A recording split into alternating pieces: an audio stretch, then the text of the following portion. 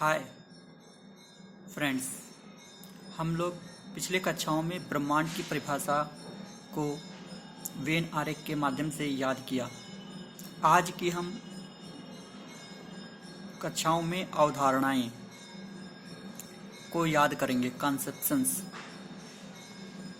लेकिन चलो हम फिर से एक बार ब्रह्मांड के परिभाषा को दोबारा से रिपीट कर देता हूँ। आप सबसे पहले ब्रह्मांड द यूनिवर्स के वेन आरेख को देख रहे हैं। इसके हिसाब से आप परिभाषा बड़े आसानी से याद कर सकते हैं। तो चलिए शुरू करते हैं। ब्रह्मांड की परिभाषा: पृथ्वी जिस पर हम रहते हैं, पृथ्वी जिस पर हम रहते हैं, पूरे ब्रह्मांड में सिर्फ एकमात्र ऐसा ग्रह पृथ्वी है जिस पर अभी तक जीवन संभव है। तो पृथ्वी जिस पर हम रहते हैं सौर मंडल का एक भाग है। पृथ्वी जिस पर हम रहते हैं, ये हमारी पृथ्वी हो गई। जिस पर हम रहते हैं सौर मंडल का एक भाग है, सौर मंडल का एक भाग है।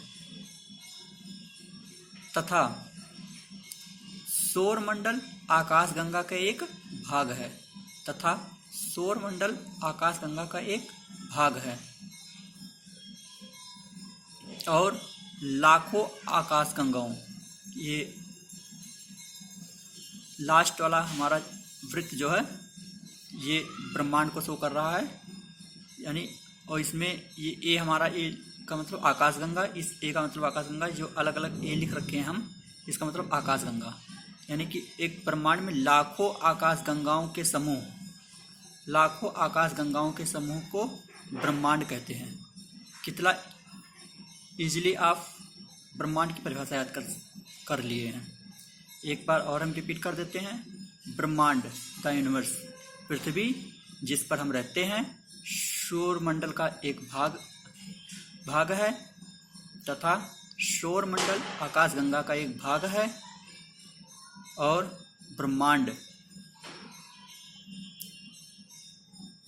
और ब्रह्मांड में लाखों आकाशगंगाएं होती हैं, यानी कि लाखों आकाशगंगाओं का समूह ब्रह्मांड कहलाता है। बस सिंपल सी बात है। अब आज हम अपने थोड़ा आगे बढ़ते हैं। अवधारणाएं, कॉन्सेप्शंस के बारे में पढ़ेंगे। तो चलिए, सबसे पहले टालमी नाम के एक व्यक्ति हैं जो 140 ईस्वी में इन्होंने भूकेंद्रीय सिद्धांत दिया। इनके हिसाब से ये जो वेन आरेख में है ये कहा गया, इनके हिसाब से वेन आरेख में जो दर्शाया गया ये कहा गया था। इन्होंने कहा था पृथ्वी ब्रह्मांड के केंद्र में है। पृथ्वी, ये मान लीजिए पूरा ब्रह्मांड है हमारा, ये सब पूरा ब्रह्मांड है। पृथ्वी ब्रह्मांड के केंद्र में है, ये केंद्र में है, ठीक है। पृथ्वी ब्रह्मांड के केंद्र में है, तथा सूर्य और अन्य ग्रह, सूर्य एक हमारा ये सूर्य हो गया, तथा अन्य ग्रह इसकी परिक्रमा करते हैं। सूर्य और अन्य ग्रह इसकी, पृथ्वी की परिक्रमा करते हैं। इन्होंने ये बोला। हालांकि ये ज़्यादा सही नहीं माना गया। इसके बाद हमारे सेकंड नंबर के आते हैं निकोलस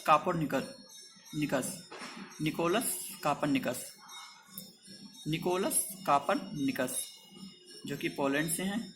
ये सूर्य केंद्र सिद्धांत, इंग्लिश में कहते हैं हेलियोसेंट्रिक थ्योरी। कौन है व्यक्ति का क्या नाम है? निकोलस कापर्निकस, पोलैंड से। ये सूर्य केंद्रित सिद्धांत दिया हेलियोसेंट्रिक थ्योरी। इनका वेन आरेख आप देख सकते हैं।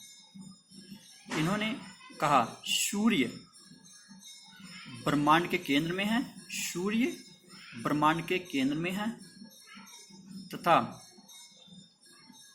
सूर्य ब्रह्मांड के केंद्र में है, या ऐसे कह सकते हैं आप, ब्रह्मांड के केंद्र में सूर्य है तथा पृथ्वी तथा अन्य ग्रह, पृथ्वी तथा अन्य ग्रह इसका चक्कर लगाती है। तो इन्होंने देखा जाए तो सौर मंडल की,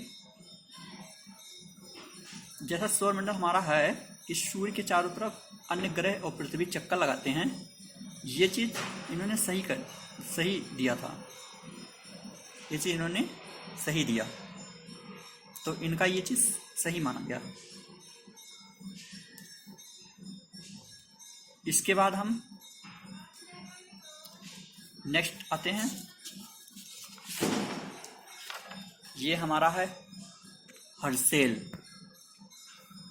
ये एक व्यक्ति हैं हर्शेल, जो कि 1805 ईस्वी में इन्होंने ये वेन आरेख में जो दे रखा है ये कहा, क्या कहा, जो वेन आरेख में मैं शो कर रखा हूँ ये कहा था, आप देख सकते हैं क्या कहा। आप वैसे अंदाज़ा नहीं लगा सकते, लेकिन अभी मैं जब बताऊंगा तो आपको याद भी हो जाएगा, अंदाज़ा भी लग जाएगा। इन्होंने क्या कहा, हर्शेल नामक व्यक्ति ने 1805 में इन्होंने कहा कि सूर्य तथा अन्य ग्रह आकाश गंगा के एक अंश मात्र है। क्या कहा था, सूर्य तथा अन्य ग्रह आकाश गंगा के एक अंश मात्र है। अब चूँकि हमने वो ब्रह्मांड की परिभाषा में पहले ही पढ़ चुके हैं कि लाखों आकाश गंगाओं के समूह को क्या कहा जाता है, ब्रह्मांड। लाखों आकाश गंगाओं के समूह को क्या कहा जाता है, ब्रह्मांड। और तो यहाँ पे हमारे जो ए मैं दर्शाया हूँ, इसके हिसाब से आप देख सकते हैं, जब ये हमारा वो सूर्य और अन्य ग्रह जो है आकाशगंगा का एक अंश मात्र है, तो क्या ये सूर्य और अन्य ग्रह हमारे इस ब्रह्मांड का एक अंश मात्र नहीं हो सकता है? ये भी तो हो सकता है। तो मैंने जब पढ़ाई की तो किसी किताब में ऐसा लिखा मिलता है कि सूर्य तथा अन्य ग्रह आकाशगंगा का एक अंश मात्र है, और लेकिन मेरे हिसाब से कहीं कहीं हमको ये भी लिखा मिला कि ब्रह्मांड